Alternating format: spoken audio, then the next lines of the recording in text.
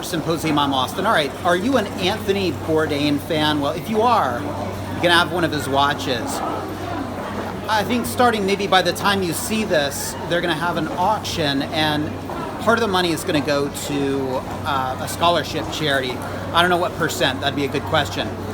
Anyway, link in the description, and these are the watches. I'll put the link to all the watches. And first of all, if you look at some of the other lots, it's like a garage sale. It's like a yard sale. I mean, it's got his clothes, books, some old ties. I mean, it's weird. There's something weird about it. But look, he's still relatively well known. That might not be the case in 10 years. You probably have to sell these things while you can, and while his name and reputation is fresh in the public mind. All right, let's talk about the watches. Kind of disappointing, to be honest. All right, there's one Rolex, and we'll get into that in a minute. But I can't believe this is like the top tier. They must be holding back. There must be better watches. I refuse to believe that this is the best he had. I know he likes small watches, perpetuals, and date justs, and there's a 33 millimeter Patek, and there's a box of shitters in there too. Three watches that are, quartz and real like low end looking watches. One with it's kind of a cheap and chintzy with like a train on it, and I think the starting price is something like 25 for that, and like watch straps and stuff. But anyway, let's talk about the Rolex. All right, it's blue dialed. It's an Oyster perpetual date. Now, it's listed as 33 millimeters, and it's got an engine turned, what is that called? An engine turned bezel. I can't remember. There's a term for it. Engine turned indices, I believe, which is not my favorite bezel style. In fact, it's probably one of my least favorite. It's a somewhat modern watch because the rehaut is engraved, and it's got the more modern clasp, and it looks like it's got a polished middlings. Okay, it's listed as 33 millimeters, which is weird. It can't be. It's got to be 34. They must be making a mistake.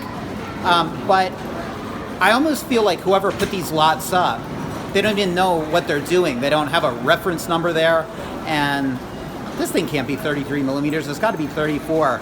There's so little information. It's just sort of like, it really does feel like a yard sale. Like somebody cleaned out his stuff, and they're like, what do we do with it? We don't want it. Just throw it up there. Let the punters figure it out. So what is the reference number? I couldn't tell you. What is the year? I couldn't tell you. The starting bed's $1,000, and I think they're expecting it to, I don't know, reach, I can't remember what it was, but less than 10,000. Is it something to have? It's a cool watch. It'd be awesome to find pictures of Anthony Bourdain wearing this watch. As far as provenance goes, would I seek out an Anthony Bourdain watch? I don't think I would. I'd be honored to have it, but I don't think I would seek it out. The starting bid's $1,000. Would I pay $1,000 for it? Of course I would. I mean, the watch alone with zero provenance is worth,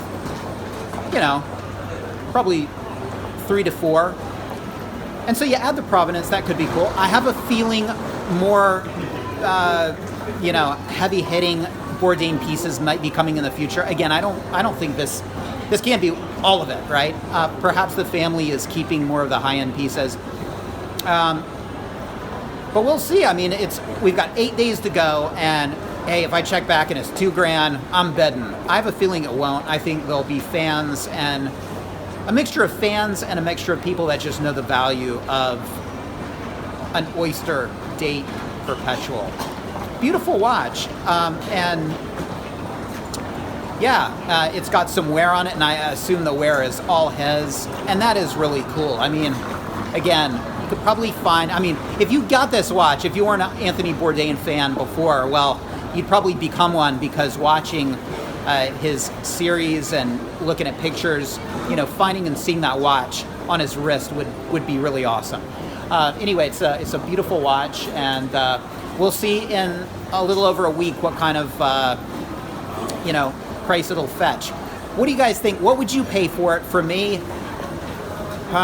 okay, it's Anthony Bourdain's watch, and it's a great watch, modern.